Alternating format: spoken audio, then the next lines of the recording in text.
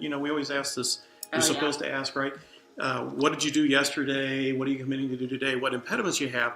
The other one that I found that's really cool is, what did you learn yesterday? Right? It's kind of the functional, dysfunctional questions of the impediments. And that's knowledge brought to the team. Oh, I didn't think about it, but I found out that nice. I've never used that Yeah, before. so we could put those in the notes. Look at that. You could write a blog post on my blog for that. Oh, good.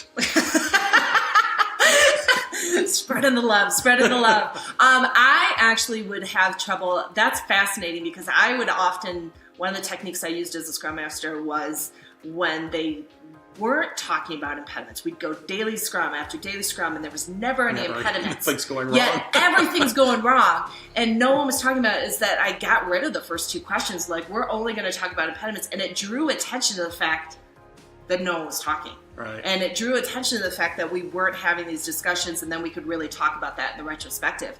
But it never dawned on me to do something like, what have you learned, which would increase that trust and that vulnerability in order to really address those impediments. That's fantastic. See, I just learned something, and it's on my live stream.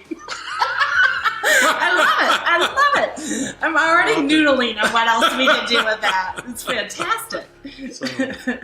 Well, that's good. Okay. Anyway, did we get another question? Yes.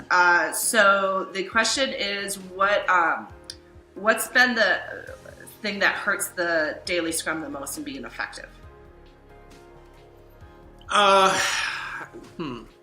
So apart from this business of treating it as a status meeting and treating the Scrum Master as this command and control center, something come to mind for you? I'm trying to think. Oh, see, look how you just turned that around. That's called a boomerang question. It's a technique and training. I struggle with it having other people showing up to kind of check in the team. So it's a variation of the status reporting, but it's I have panic, like as a manager or leader or as the product owner, and now this is are you working hard enough? Are you kind of.